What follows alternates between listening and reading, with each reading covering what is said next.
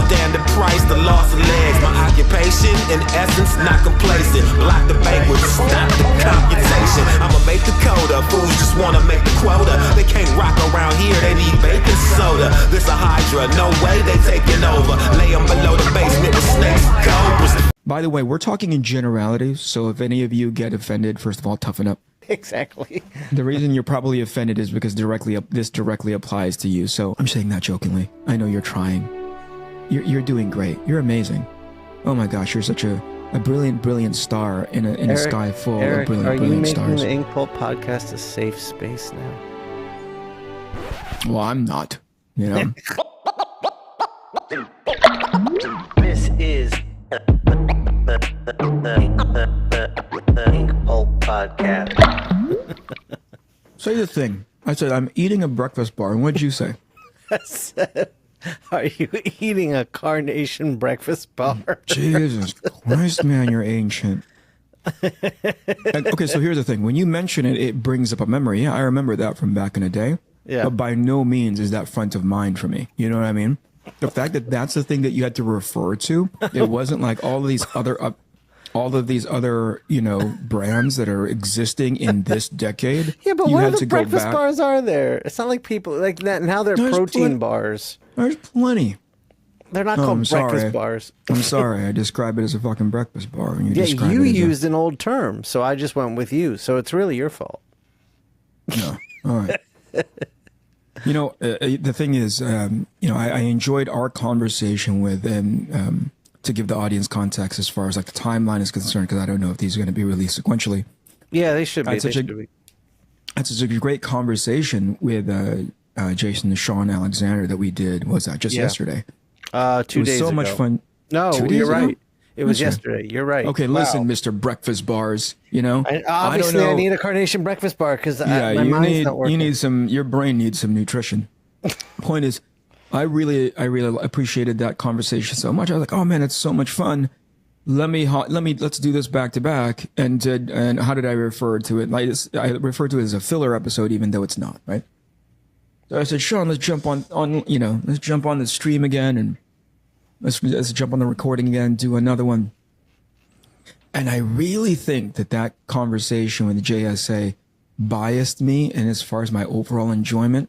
And in the first 30 seconds that you jump on with frickin' Carnation Breakfast Bar, I was like, back to the shit show, huh? that was definitely JSA. Ladies and gentlemen, welcome back to the Inkpulp podcast. This is episode 142. This is episode 146. Oh, there you go. You're close. I wish we've done too many, and I wish it was 4 less. Okay, so it's just Shawn and me again. By the way, this is Mateo didn't even respond, did he? No, he didn't. He just said, "Screw you guys. We're not. He's not coming. You only get me once. Like you get me once a week, and that's all you get. I don't think you can handle two shows worth of Cirque du Soleil Italian style. You know." But anyway, we're here with our amazing host, Mr. Shawn Crystal. Thank you for joining us. I hope that you guys enjoyed that Jason Shawn Alexander's show. That was great. There was I don't know if our editor Jamie is gonna fix not just the audio, but hopefully the composition works okay because he was doing things in portrait. We're currently using an app that records all of our feeds independently. Which, by the way, can I double down on the idea that even though Jason was on his Wi-Fi, his files uploaded so much faster than ours. Very fast. And we were, you're what do you call it, right? You have an actual, you're hardwired into your internet. In. Yeah. So mine, but it didn't upload that much faster, but it was significantly faster. And yet, Mateo, who is also under similar sort of circumstances, minus the what do you call it? The Atlantic Ocean between he and I. Boy, that Wi-Fi is crap. I genuinely believe instead of an actual cable, it's just lines of spaghetti and pasta that's connecting. I was gonna say it's like the Flintstone. There's a monkey under his house. Yeah, there's just like substantiating his telegraphs. Everything's a binary code. Yeah, I swear to God, everything is being sent through. Yeah, like I said, like some weird hollowed out piece of pasta. Anyway, thank you for joining us. We don't necessarily have a topic today, but we talk about I something. do have something I want to. Oh, you do? I want to talk. I mean, it's a short conversation, but I'm a little nervous, Eric. What's going on? We are on this just us two, and I've been nervous for the past 3 to 4 weeks of these podcasts that my computer will just crash in the middle of it. All right. But I always was like, but we'll be okay because the conversation will go on and it'll take me 20 minutes to get back, but it'll be okay. But if I crash, this dies. Yeah. So You're not giving me enough fucking credit, friend. Oh, you want to do a solo show? Listen, I would prefer to do it as a solo show. I'm doing it clearly as it's not the Eric and Eddie show, it's the Inkpulp podcast show. So you leaving would probably, I would guess, I would try to understand what our SEOs look like thereafter. I would try to understand our numbers, because if it shoots up, I'm going to take full credit for it. And if it shoots down, it's because you fucking left. You know what I mean? As you should. Anyway, no, it's very little of it is on me. But you're talking about having a computer that's unreliable on your end, but you're upgraded. You have upgraded. You've got your brand new. It's right here. I'll show you. Let's take a look at this computer. Oh, there it is. That looks as sexy as you can possibly get. That was a wise choice on your end. But it's not going to take you that long to hook it all up and have it all up and running. My monitor arrived this morning at home, so I can hook it all up when I get back from my weekend trip. Good. Well, like you said, that was a short conversation. Thank you very much for showing up, everybody. We'll see you guys next week. But you know what I've been thinking since our interview with Jason yesterday? Tell me. So I'm ordering all my new equipment, new computer. Yeah. I'm going to finally get like an iPad Pro. I haven't had any iPad. Yeah. And I'm thinking about doing my comics work on it. What a At silly least that goose. short I'm doing first. I'm going to try on there. Right. Wait a second. I think I might have an iPad here that I can have you play around with. Are you serious? Yeah. I think so. It's the one. Yeah. I can see it from here. You don't want it? You have another one? Yeah. I have one that I'm currently working on. The other one that I previously worked on. The only difference is the what do you call it? It's running perfectly well. So before you invest any sort of money into it, play around with that one. And if it's something that you really super want, you need a brand new unit, which you know me about computers, right? Like we talked about this offline. Yeah. I'm not a big fan of buying things, like especially at the you're already paying a premium for being a Mac user, right? For sure. If you can get away with paying just a little bit less or significantly less, knowing full well that unit is still pretty dang operable, I'm a huge proponent of that. And spend your money elsewhere, right? Because dude, I love it. Because I mean, what I was looking at, they're not cheap at all. No, they're not cheap. No, they are the furthest thing from cheap. But I look at things as I look at things in a cost benefit analysis, right? If I'm doing the majority of my work on this iPad, I want to pay a premium for it because I don't want it to fail on me. A hobbyist, which I still, it's not a slight on you by any means, right? But you're trying to see what your options are. You're trying to see if it's good for you, So exactly. I put you in that category to be like, Shawn is just trying to figure out if it's a good fit for him. No sense in spending that kind of money, especially because worst case scenario, you go, this ain't for me. This is going to sit in the closet. Jason talked about it yesterday. He's like, I bought a Cintiq and it sat on the desk collecting dust. And you're like, whoa, that's a huge expense to use it for a few months, but still you're not getting your money out of that. All right. Well, that's great. Because then that would be great. If you don't mind, I would love to give it a spin because I do have to get a new Cintiq as well. When are we going to see each other? Actually, you know what? I'll get you the Cintiq too. It's all sitting in the garage collecting dust. What? You have a Cintiq? Yeah. It's not the most recent, hottest, greatest model, but it's of maybe 3 years ago, 4 years ago. It's still like this one right here behind me. This is my wife's, right? That's perfect, dude. Oh my God, you're saving my ass. Yeah, I have an identical one in the garage. I wasn't even gonna buy the like highest end one. I just mine. There's a bazillion functions that won't work. This one is about 10, 12 years old now. Yeah. No, I think it's time for an upgrade. But like, again, the very next thing that I say is if it's functional and you don't need all the bells and whistles. I don't. I mean, I honestly, I mean, I color my like the work that I color digitally. That's all I do on the Cintiq. Yeah. And I just use Photoshop. I'm not doing great. And I don't need like touchscreen. I don't need any of that. Yeah. Yeah. And even that, from my understanding, the whole touchscreen pinch zoom kind of thing isn't really, Cintiq, Wacom incorporated it because it was on the iPad, but it wasn't necessarily optimized for that. And whatever I heard, it's like, I don't know, it's not really all that elegant, right? So right. Again, if you don't need it, it's a functionality that doesn't. Well, it's a bell and a whistle that doesn't need to be there. There's a good. Well, there's a chance I am gonna come out to visit you and help Jim pack up his house. Yeah, that's looking really? like. Yeah, I mean he really needs some help. He's out there alone. Look at that. What was that? An obnoxious piece of white something on my black shirt. I don't know. So I'll be out there. It'll for be the August. Fans that are going to come over here and freaking. But Erica, if do you feel comfortable shipping it? I'll pay for the shipping. Do you think it'll make it? What are we like? I am not sending you a freaking Cintiq. Right. Well, yeah. Well, so if I came out there, how would I get it home? Pack I guess it in I your could pack suitcase. it. Yeah. Okay. All right. No, actually, it's probably easy enough to ship. It just makes me nervous. I'd rather. Yeah, that's what personally, I'm asking. Yeah, I'd rather have it so that you know how to handle it. You're bringing it onto the plane. Well, I'll tell you what, Eric. Well, getting a plane ticket to Portland is a hell of a lot cheaper than buying a Cintiq and an iPad. Yeah, boy. So yeah, no doubt. So okay, all right. Well, fucking awesome. Yeah. I mean, if you're gonna be in the area anyway, I was gonna say, hey, when's the next time that we see each other? I could potentially bring it to you. We're bringing.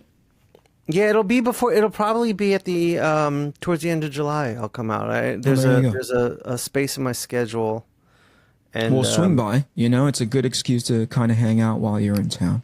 Yeah, I mean, I was gonna come see you anyway, but this is great. Yeah. Fucking awesome. I didn't want you to do that, but now that we have a thing to, now that we're doing this, all right. You know what? That actually leads me into the conversation that kind of popped into my head when we were talking to Jason yesterday.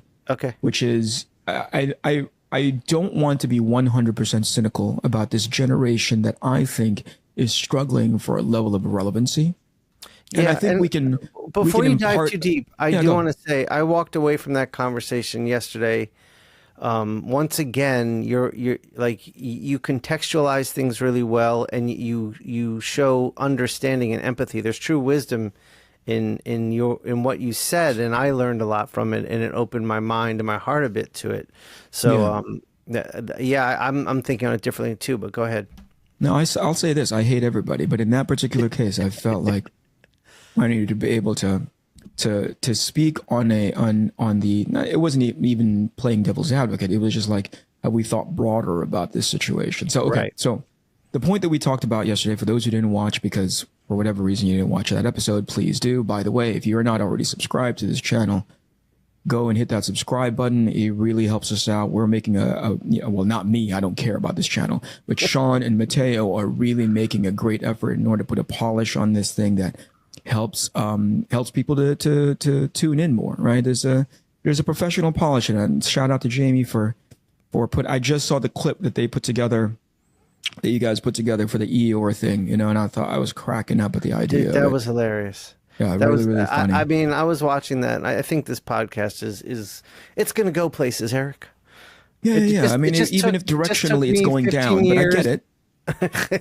It just took me 15 years. You have to define success for you, and if it means 2 more people next year than what we had this year, that's successful. That's awesome. For me, I think it's a waste of time, but anyway, so that on the spirit of that, please subscribe to this channel so Shawn doesn't get any more depressed than he already is.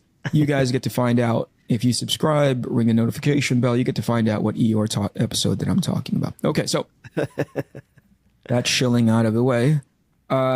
We talked yesterday about how much easier it is for us, or for an artist that's coming into this space than it was for us back in the day. And that just sounds like a lot of when I was young, you know, back back in my day, kind of old man talk. And, you know, there's validity to that, but also it's easier and also more difficult now. And the reason why I bring this up, number one, I think there's just so many things that's vying for your attention. And if we're gonna bracket it really, really specifically, like as a new artist, right?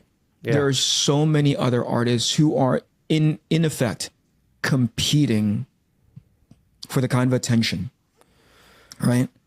That used to be partitioned to just like the higher tier guys, because back in the day, the attention spans being almost very selective, and it was naturally selective actually, because only the cream of the crop had a tendency to get out into the world. That's why a lot of people in our field specifically were almost talking almost exclusively about the same set of people. I like the idea that we're like finding a bunch of new people now. As a matter of fact, Mateo behind the scenes, when he saw the Sia episode, he was like, "Oh, dude, I didn't know of her work, but man, it's great. We should have done a little bit more to help springboard the conversation to make people more aware of what that work is for guys like Mateo." I think that's awesome. We're finding them. Yeah. But back in the day, they're again, the cream of the crop kind of got into the public consciousness a lot faster. But also there's something to be said of why that was happening, right?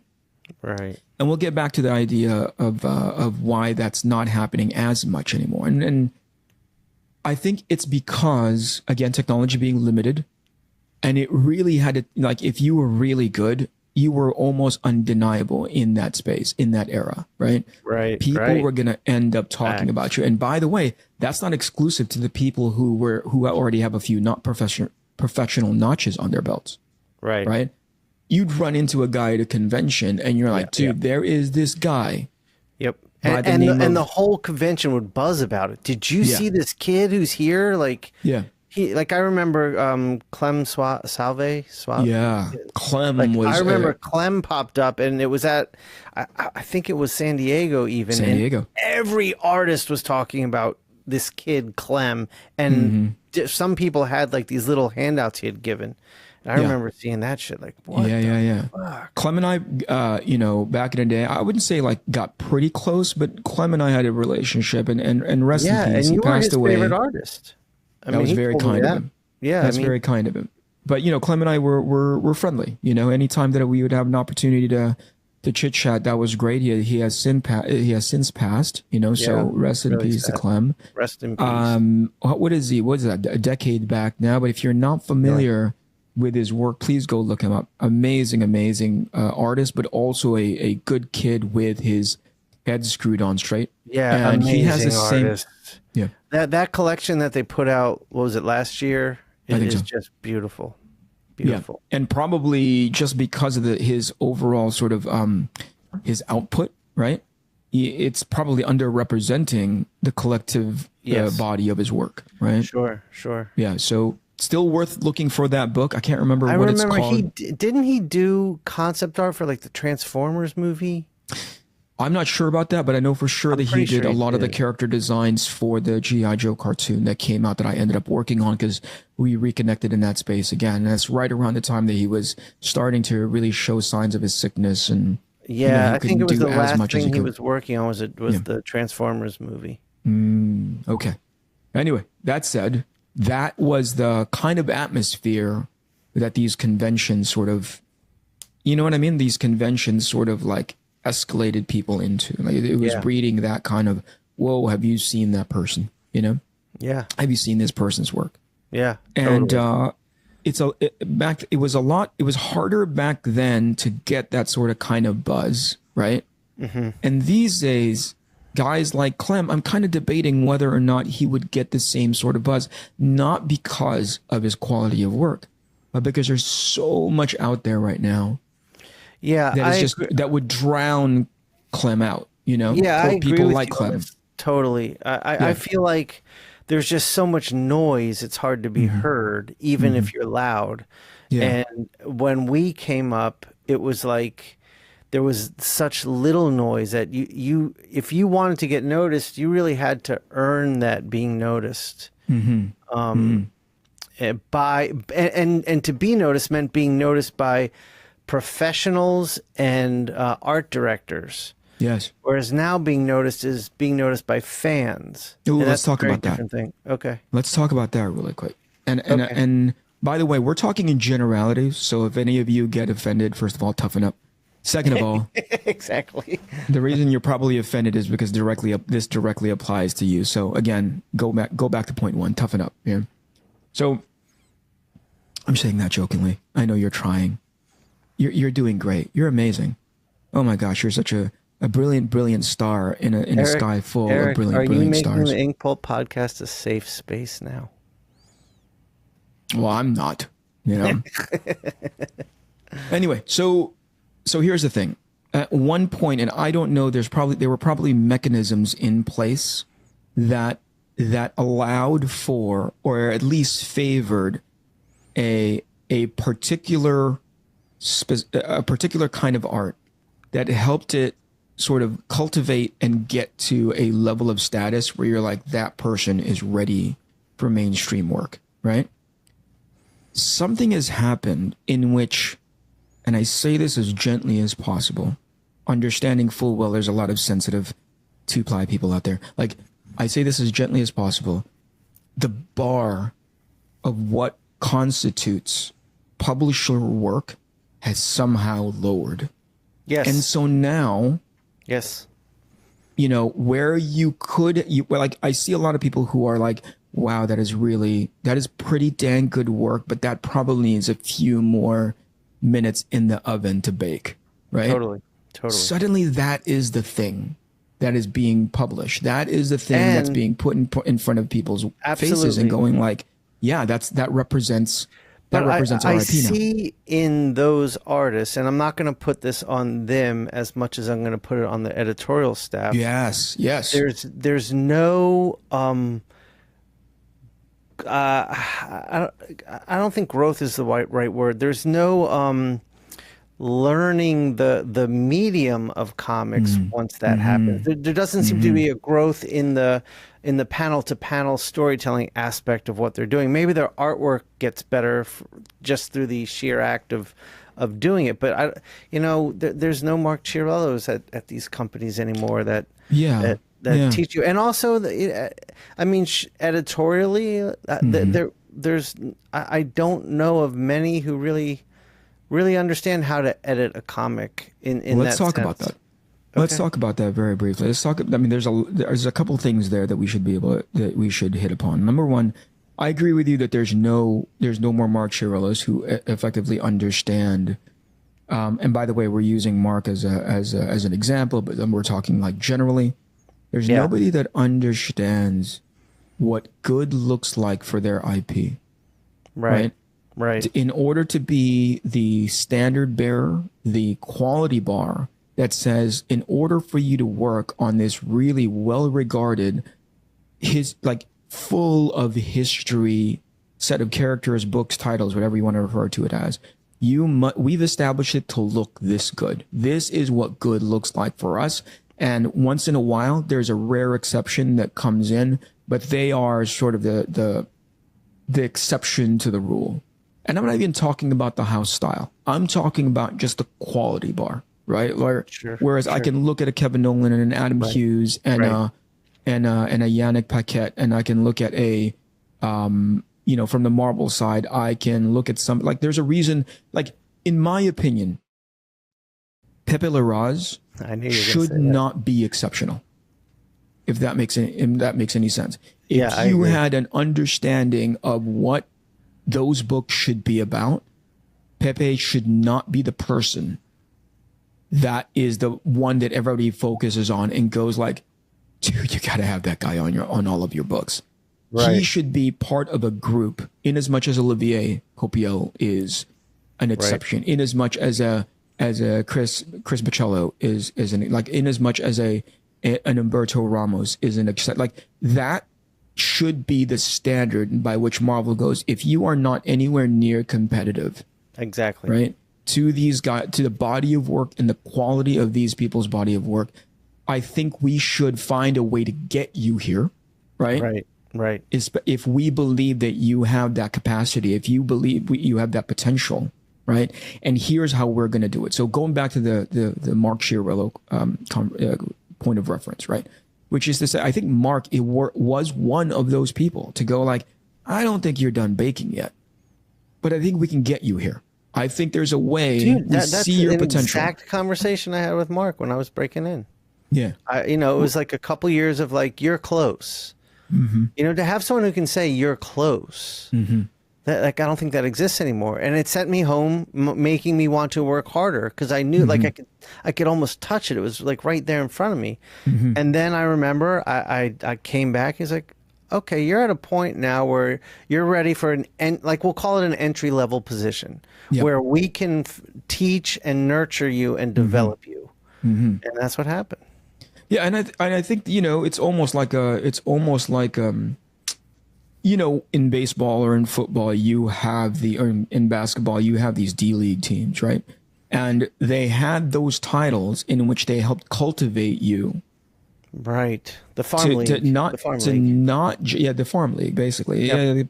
Yeah, and so like they cultivate you to understand where you are at the stage in your craft, not just even in the basic craftsmanship of drawing, which I think is a pretty difficult mountain to climb to begin with, but also everything that's associated with being a comic book artist, which is like the storytelling, the pacing, the shot selection, the understanding how to plus up the script, the understanding of like what makes for good composition, like that's not just the drawing, that's everything, right. Knowing when to put in a background and when to omit it, not just the composition by way of storytelling, but leaving room for the bubbles, which I was notoriously poor at, bubbles, Yeah. I mean, I remember like hearing that as well. And I was like, oh shit, I need to start planning those into my thumbnails. Right. So my conversation, my thought around that was like, there, in as much as I want to point at these guys who are quote unquote unprepared, at least through my experienced eyes, right? Lacking of expertise, full of expertise eyes, being very subjective, right? I always point at the people who are hiring them. And I want to say, like, what made you hire that person? Right. Not because they're poor, or like actually not even just hire them, which is sort of like critical enough, but what made you hire them and put them on this really big book? Yeah. And right? I think I don't think you agree with me on this, but I just feel like there's a big component of, well, you have 100,000 followers on Instagram, so I want to capitalize on that audience by putting you on this book.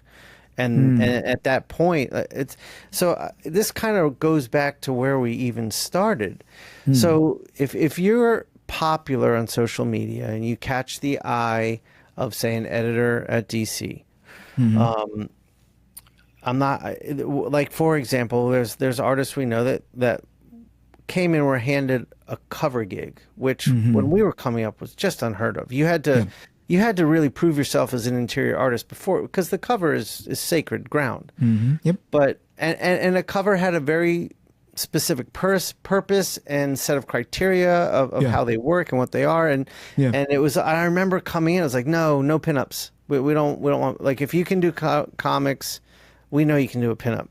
And so they put an artist who just does pinups on covers, and no fault of the artist here, but they just blow up because they're these pinups, I guess, that the public really likes. But I just think back in our day, that would have just been rejected immediately. And wait a minute, we need to talk about what you're doing here. Let's teach you how to do this better. So then that artist goes on to have a lot of success very easily. That didn't happen when we were coming up. Yeah, and I think so that's in parts. That we see the craft take hits. Yeah, I think that's two parts. Number one, if we get frustrated by that concept, it's because we're looking at, I see the, I watch a lot of basketball history YouTube, and there's always this argument about how this new generation could never exist. in the 1980s, in the 1990s, you know, there's conversations about that because the what do you call it? The rules are favoring points now, you know, it doesn't favor defense anymore. And the frustration of some of these YouTubers is like, oh man, can you imagine this team being in the 1980s when the Detroit Pistons were just fouling people left and right? Okay. These guys would never be able to score. And you're kind of like, well, that's because you're taking a new set of rules and implementing it into an old set of rules. And that's where your frustration comes from. So that's not really realistic. Right. It's more like, you know, it's more like there's no way to do that apples to apples, right? Right. So I think part of our observation, if not frustration, is like understanding, oh, we're applying these rules that ultimately are not in place anymore. You know, that if if we were to time travel back and drag these artists to when we were trying to get gigs, I know for sure 80% of them aren't relevant, right? But in this day and age, because people have changed the quote unquote rules on you, that's where it gets sort of like, that's weird, right? But it doesn't make them, like to your point, like the artist isn't at fault. No, right? The artist is just like, they are just a tool for a publisher in order to get more eyeballs onto their book. So if that's the current rule now, if that's that's the gate that you have to go through, is just like, oh, we're bringing you along because we know of your popularity and there's a level of craft involved into the stuff that you're doing, then how can you fault them? I point to the tastemakers that say like, what, do you even know why? You know, like not, you know, do you know why you're doing what you're doing? And I would probably, you know, they would probably answer to the positive. Yeah, because they get 100,000 people on Instagram following them. They got 200,000 people, 1 million people following them in all social media collectively. Which does teach them some business savvy. They learn how to market. They learn the power of marketing.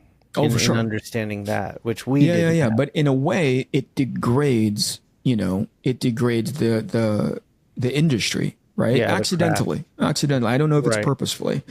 Yeah, I don't think it's purposefully. But it's I think it's just mainly based on ignorance from, like you said, those tastemakers. Yeah, I often look at the editorial staff that brings them on, and I'm talking about the people who do the interior pages now, and I go, this person doesn't have is rough around the edges. If going to the extreme of like, they don't have a clue how to tell stories. They just know how to draw like certain pictures. And even then they're not representing your IP well, you know, based on your guys' history. Now, people have pushed back on that to be like, well, who's to say that it doesn't, you know, who's to say that it's about time that they transform that to include a whole lot more different styles, right? And that's a pretty interesting conversation to have. I'm like, who is to say that? Like, Superman has been drawn like this historically. You know, the X-Men have been drawn like this historically in the past. But that's a style's one argument. Craft is another. I am what as we're talking, I was going to say we are in a very rich time period in this medium for style. It's more diverse than it's ever been, for better or for worse. But there's a lot of positive to that. I mean, I know you're right. Like, if your brand is Superman, you do need to understand that. Yeah, and stay true to that. But it doesn't mean you can't create opportunities for new styles that are out here now.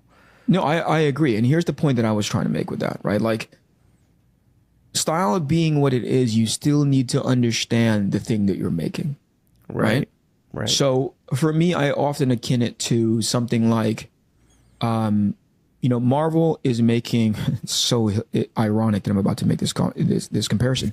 Like, Marvel, the MCU, knows the kind of movies, at least I thought that it did. It understood the kind of movies that it needs to make, right? Right. And the moment it started not making those kinds of movies anymore, its audience, or at the very least its returns, are suffering. Right. Because it stepped away from what it did really, really well. Right. Yeah, it did. So similarly, when comics steps away from understanding what it's making and starts putting in these styles, and now I see it as like, it's as if, you know, it would be hilarious to see Wes Anderson directing a Marvel movie, right? With him writing, with him shooting. It's just like, oh, I love Wes Anderson. Wes Anderson. Yeah. Me too. But I don't know if that's a good fit when it comes to a Marvel film. Yeah, it's not, unless they did something really oddball and different from what they normally do, then yeah. Exactly. But again, that's already the exception, right? It's like saying we're going to do the one-off, but it's not going to be our core DNA. It's not. It's understanding the kind of the kind of sausages we're making, And I think something similar is happening with the printed version of Marvel stuff. Like, it lost track of ultimately the product that they're trying to make, and they're letting oddball things get through, and it's now starting to become the standard. I've just to prove myself, to be like, am I using the exception to prove the rule? I went through a ton of their most recent catalog, and I'm like, no, I think I'm pretty close. If your ratio is 50-50, even if it's like 60-40 favoring, not favoring the oddball, the fact that you have 40% of artists that are coming in not representing what you historically have been making. Yeah. Right. And we can include narrative in here, but I'm going to actively exclude it. Right. Okay. Like, just visually, I go, you've lost the map. You know what I mean? Yep. You're completely off the grid when it comes to understanding what your product is. Totally. And again, it's not the fault of those artists, right?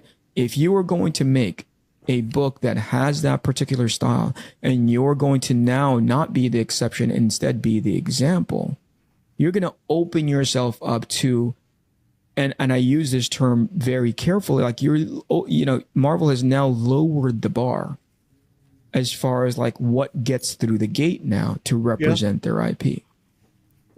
Yeah, that's totally. Harsh. I think that's a really, really critical, potentially even awful thing to say about the current things that they're publishing. And that's not me going in and going like, oh, back in my day, but it is informed by that. I often want to ask, like, what's informing this now? Now that you've hired these people on, right, and saying you guys are going to represent 40% of the product that we put out there, what's informing that? Is that a conscious effort? Was there a strategy to understand what that is? I come from a space of like, if we make a call like this, and you and I have talked about this offline, to be like, let's not just knee-jerk into decision-making.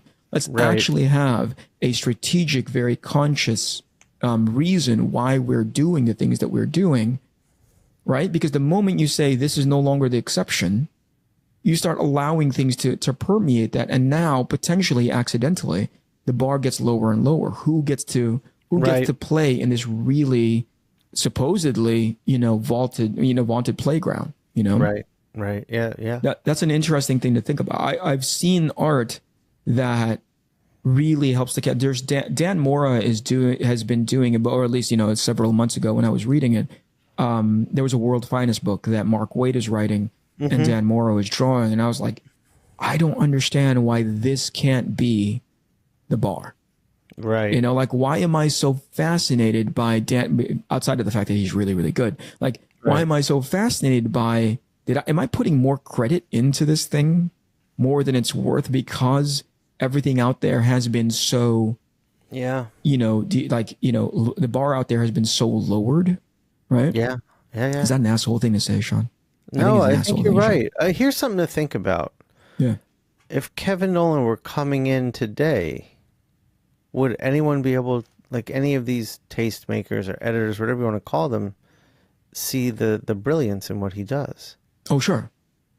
Sure. Whenever, like, omit his name as it's associated with an era. Okay, let's try this. Right. Take a look at Walt Simonson's body of work. Yeah. Just if he were to put together a set of samples that look like the stuff that he was doing on Mighty Thor, right? Yeah. Don't think of him in context of back in the day. Don't do that. Take out his name, take out the era in which he came out, blah, blah, blah. Take a look at his body of work right now and how good that Mighty Thor stuff is, right? Yeah. And go like, is that still in this day and age? Would that still get work? Yeah, that's what I'm wondering. I would hope that the answer is yes. And yet there is no barometer right now to say whether or not that's the high bar. Right. I think there's so much accidental, and by the way, mediocre, I'm not weaponizing mediocre. I'm simply just trying to use a word that is just like, that helps describe that sort of middle of the road, nothing is exceptional. Right. Right. People might look at that and be like, actually, that's very, very well weaponized. Okay. All right. Great. I don't think it's weapon. I mean, you're using it in the way it's meant to be used. Mediocrity. Yeah.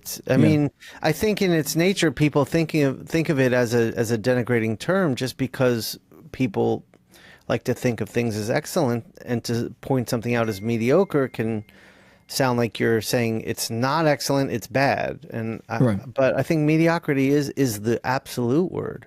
For sure. If we were going to talk shit, we'd say it's you would understand. Terrible. Yeah, I think you would understand if we were talking shit about somebody and I weaponized that word. If I said like that shit's mediocre, right? Like, but it's different, right? I'm using it as a descriptive. You are not you, but I'm like, there's art out there that are just in that middle of the road space that have plenty of potential, but there is no clear path on how to +1 +10 that. And here's the other one, and it travels in parallel to what I just said. Sometimes there is art out there that is not meant to be, and this is a subjective opinion. There's art out there that is not meant to be on mainstream books. Is that spicy? No, I think, I mean, first off, yes, you're correct. But I think what the problem is we need more than just superhero comics. I agree. I agree. That's where the problem is. It's like these artists would be better suited on other types of material. Yes, I agree.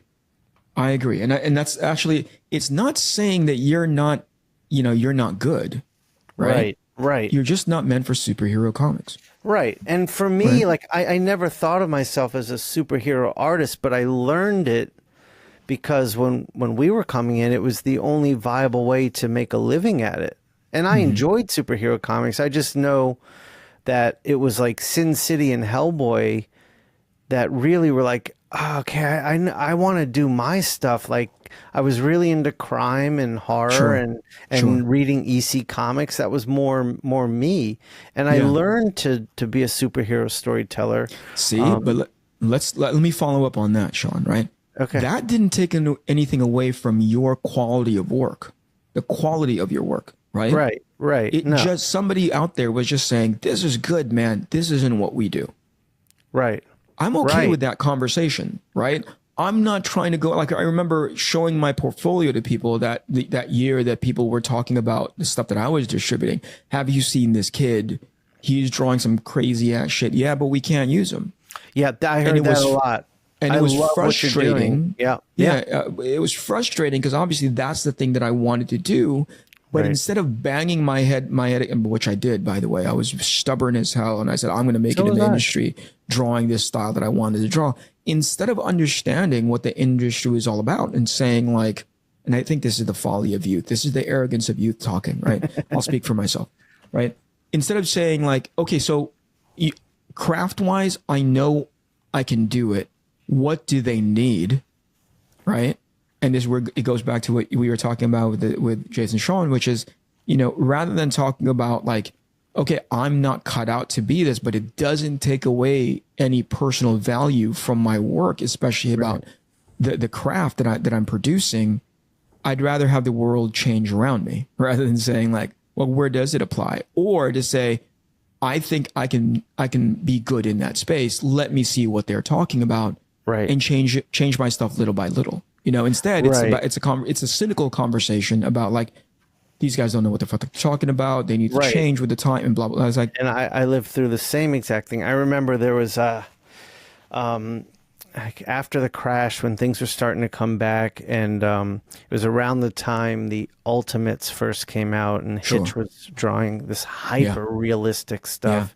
Yeah. I remember there was a mandate put down by Quesada at Marvel, no more cartoony artists. I mean, Ramos had already established himself, so he was safe. But I remember being told, over and over and over by Marvel editors. I like what you're doing. Your storytelling's solid. Your backgrounds look great, but it's just cartoony, and we don't do that. For sure.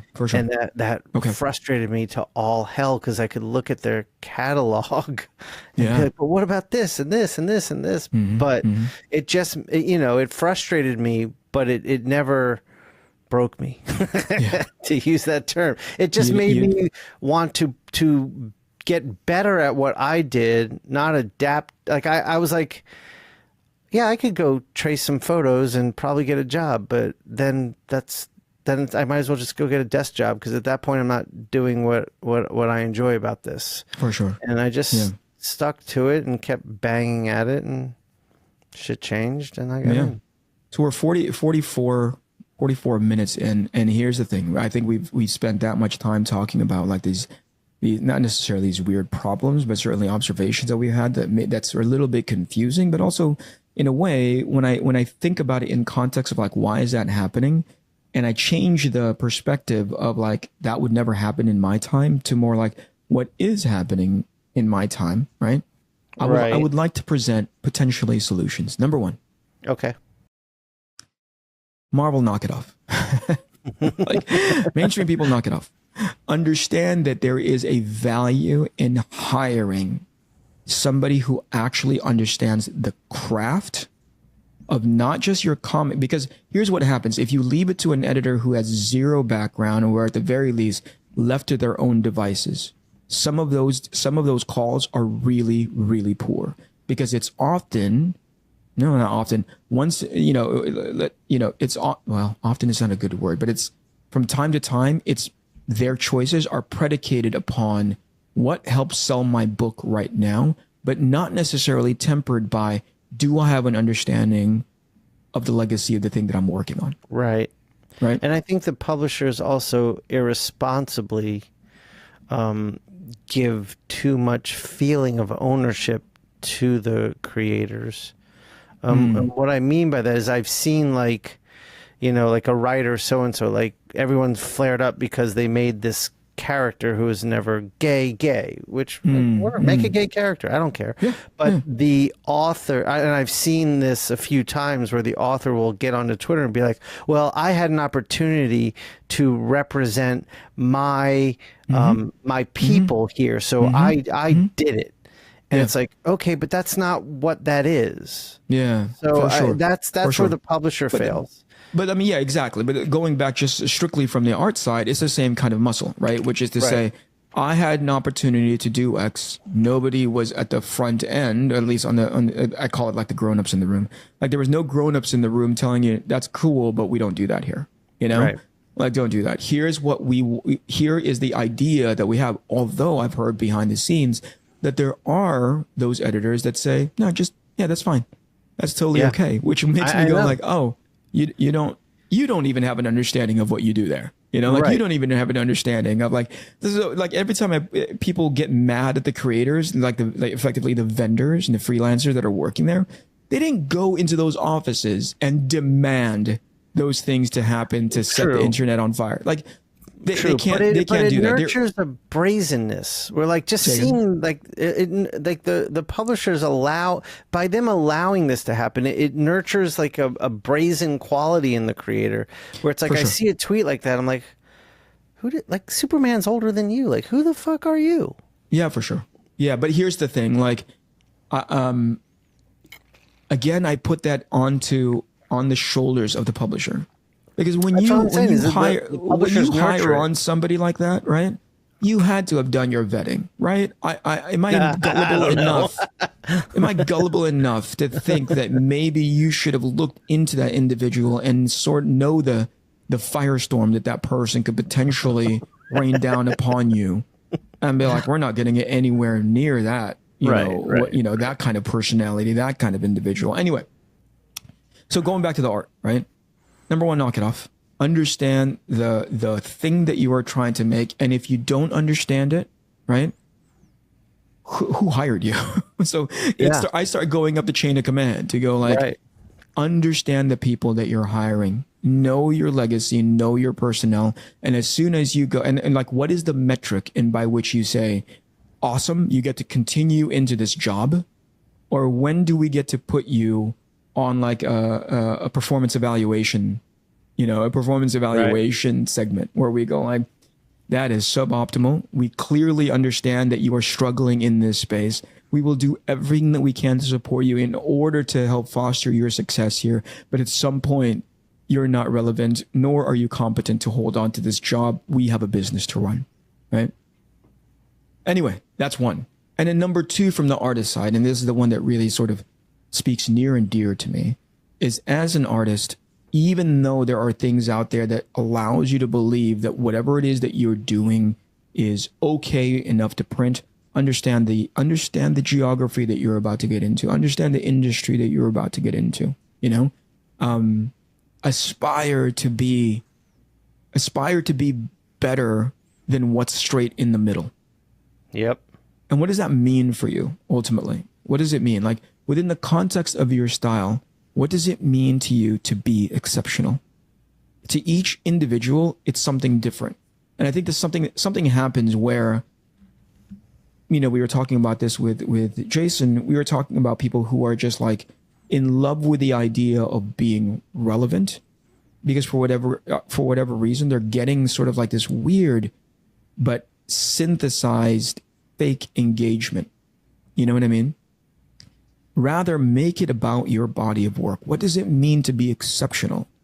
And we can go down that road. We can go down that path of like what it means. But I think just generally, if you ask yourself that question, what does it mean to be exceptional in the space that I'm in, especially when it comes to my body of work? Go and identify those things. And oftentimes, you'll be able to say it often stems from what am I weakest at? Right? Because becoming stronger at what you're currently doing, awesome. But whatever it is that you're weakest at, go identify that and frickin' be just undeniable in that. If it's your storytelling, if it's your lighting, if it's your composition. Right. And I think that goes back to our days of trying to break in. We had to go to portfolio reviews at conventions, which do they exist anymore? And then if they do, who's doing them? Who's even doing? I mean, like when we came up, you could go to a con, go to the Marvel booth, and there were the editors. And you could hand them a sample stuff. They would look at it and give you feedback.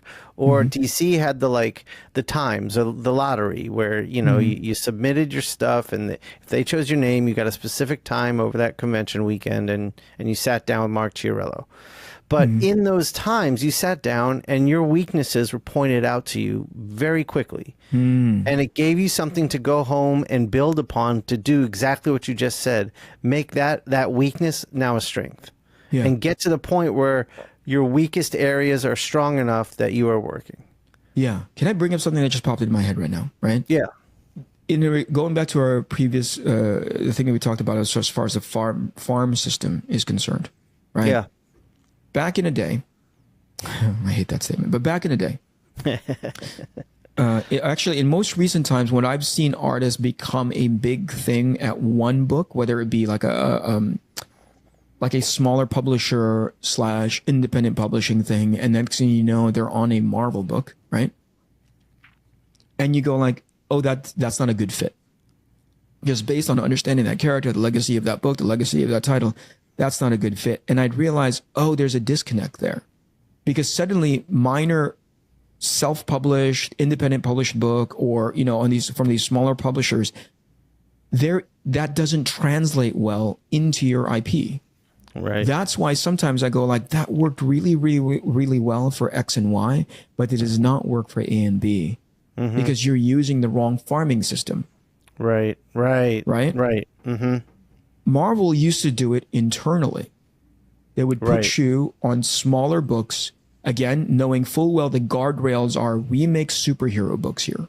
Yeah, right? Yeah. And not just these kinds of stories, but these kinds of visuals, right? So let's use a person that I was thinking about just a couple of weeks back, Rick Leonardi, right? Okay, yeah. Stylistically, Rick Leonardi was like, that's different, isn't it? Because that's not Sal Buscema. No. That's not like of the era of like he was the next generation up from like a John Byrne, like that era that came in, right? But there was something there. Yeah. And they started cultivating it to be a little bit closer to what they need. Yeah. So that what he drew Spider-Man 2099, right? Which is like super relevant now because of the Spider-Verse movies, right? He designed Spider-Man 2099, yeah. There you go. So suddenly you have this guy who wasn't necessarily a perfect fit. Right. But they put him on things like X-Men and you know, like they slowly brought him up until and then they started testing the waters with his body of work. Oh, it doesn't necessarily work with go ahead. Early on, they put him with master comic artists as his inkers. And there was a training in that. I mean, Marvel used to have a book called Marvel Showcase. And that was, I'm pretty sure it was Joe Kubert was kind of in charge of that in its inception. And it was a place where when someone showed promise... I think it was a Marvel Fanfare, right? Not Marvel Showcase. Marvel Fanfare, yeah. And so then they were like, okay, look, we're going to give you 8 pages. Yes. And you're going to do this under the guidance of Joe Kubert and whatever inker we're going to give you. And it was a training ground. And if you got a few shots, and if you performed well, they'd bump you up to like a fill-in issue. But also in Marvel Fanfare was an area for established artists to take some creative risks. So that's where you saw Mazzucchelli, coming off of his super realistic Born Again and Batman Year One, come back to Marvel Fanfare and do that Angel story, which showed where he was going to be going. It was a very independent style in a Marvel book, but they didn't give him like an X-Men miniseries like that. Sure. And I think, I mean, taking that out of context of its time, I think there's room for that. You know what I mean? Because I look at some of the titles that they publish. I mean, I'm picking on Marvel, but just generally, right? I look at some of the titles that's being published, and you're like, you're taking a risk on this book that moves 10,000 units if you're lucky, right? Why not partition part of that, whatever it is that you're going to ultimately you had to understand or understood before you even wrote the check to greenlight that series that thing was only going to move X amount of units, right?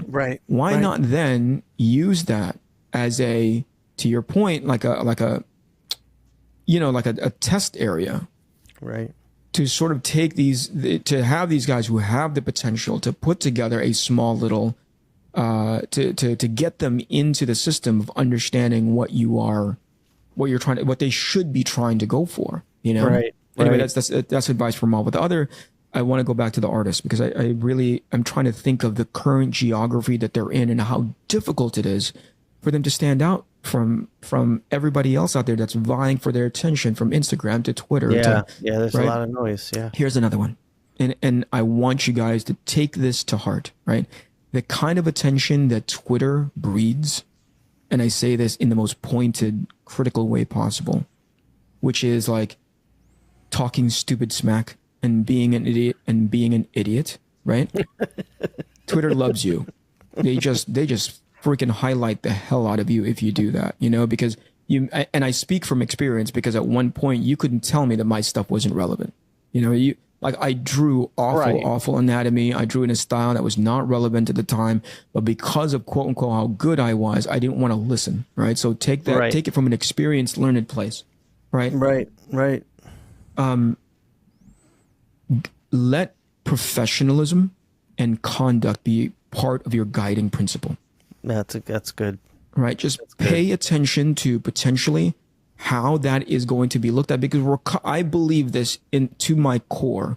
We are coming up on a version of the comic book business in which that sort of, you're using an artist an example where Flair was great, and that's kind of the thing that got them through the door, and it allowed them to thrive in an arena that wasn't really fostering leveling you up. It's just taking advantage of who you are, right? We're slowly coming up into a geography in which merit is starting to become the thing that people are paying attention to. I think so. Build that muscle for yourself now, right? Yeah. Build yourself into this space in which nobody can point at anything in your timeline when they start vetting you as a potential employee, where they go, look how problematic this guy is. Look how problematic this artist is. We don't want any part of that because we value our IP more than the hype that this person can get can bring to the title, right? That future is coming. You want to be ahead of all of these guys who are effectively, phasing themselves out because they're so stuck on that hype and all of that that online stupidity and grandiosity. I would rather, if I were in a hiring position, look at a person and go, what does this person bring to our IP that I know represents us well holistically? Not just like, oh, that's a pretty pinup, that's a great rendering, that's whatever it is, Oh, and by the way, they got 50,000 followers, right? Because if I'm doing my job right on the leadership position, and that's not necessarily me, guys like me are going to get into these positions, because the dummies that are like misrepresenting the IP in the leadership and editorial places, those guys are getting phased out, man.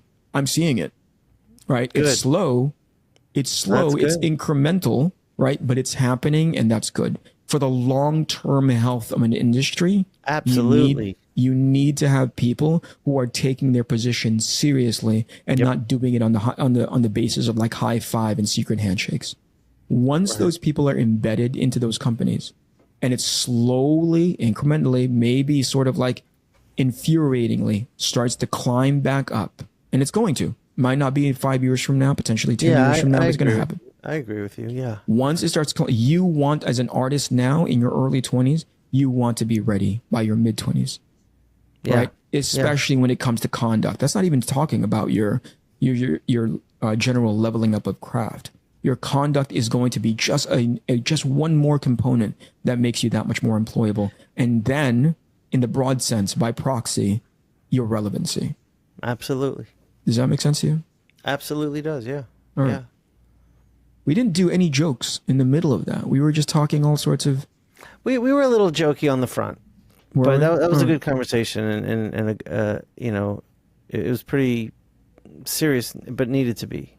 Yeah, I suspect that people are going to come in and be like, "Well, I don't agree with that. I don't agree with that." And that's I encourage you to disagree with any and all of this. Exactly. And by the way, not just simply, I would encourage you to not just agree, but obviously put your comments down inside the comments area. Definitely. Do it respectfully. Do it in the context, in the spirit of having a conversation and a back and forth. Not just to immediately shut it down and say, hey, you guys are old, although we are. Like, you guys are a bunch of old farts trying to exist in the new world. What you just said made me think for a second of something that happened this week, and this is a short story. Yeah. But I posted something, like I was packing up art for my Whatnot show, and I made a reel of like the pieces I did and the packaging I was doing, and posted. I just wanted to see how that would perform. I hadn't done a post like that, and I got a comment. It was like, the work looks great, but you did an awful job packing. Is any of that recyclable? And just went on a rant about me, and I'm like, well, maybe it is me, maybe it isn't. I'm running a small, like, what? Like, it wasn't a conversation, it wasn't a question, it was just a reprimand. Sure. And that's the internet. So I would like to encourage you guys to use this space as a conversational space. We're not here telling you this is the final word. This is our opinion. This is our perspective. Yeah. And by the way, that person that's coming in, talking to you about how none of that is, recyclable, sustainable, blah, blah, blah, blah. That's cool. And you're probably right. But here's something that Mateo says, and I fully buy into it. Don't make your shit our shit. Right. Exactly. Right? And you don't know me. I do try to recycle as much as we can in my house. But now you're defending it. Here's the thing. Yeah, you're right. You're right. If that person has any sort of like, if they are by their way, they're on a phone, they're on an iPhone. So I don't want to play that. Well, what about you game? What I'm saying is that if you are conducting your life the way you are sort of like projecting it outward, you win. You're doing great. If you are recycling, if you are packing your artwork in sustainable materials and blah, blah, blah, blah, amazing. Congratulations. You're actually living by the standards and what you set, not just for yourself, but obviously for others. You win. But forgive me if I don't put any stock into what you're saying. Right. And my response was simply thank you. That was it. Good. Because given I don't know, it comes off to me, but here's the thing, like to your point, it's the internet. right? Like everybody is free. What's amazing about the internet is that they're free to give their opinion on something, even unsolicited, and it's up to us to react accordingly, or at the very least, in the capacity in which we go, like, okay, thank you very much. We'll move on this way. Congratulations to that person. You win. You know, right? Anyway, you got me. yeah. You win. All right, 1:03 in. It's pretty freaking awesome. That was great. Let's do it again without Mateo, because I think it works really, really well. Yeah, maybe we don't need double up Scalera. Maybe he's double down Scalera. I think that also sounds pretty good, though. Double down. Yeah. All right. Talk to you. All right, cool. This is the Inkpulp podcast. This is the Inkpulp podcast. Comics, hip hop, life.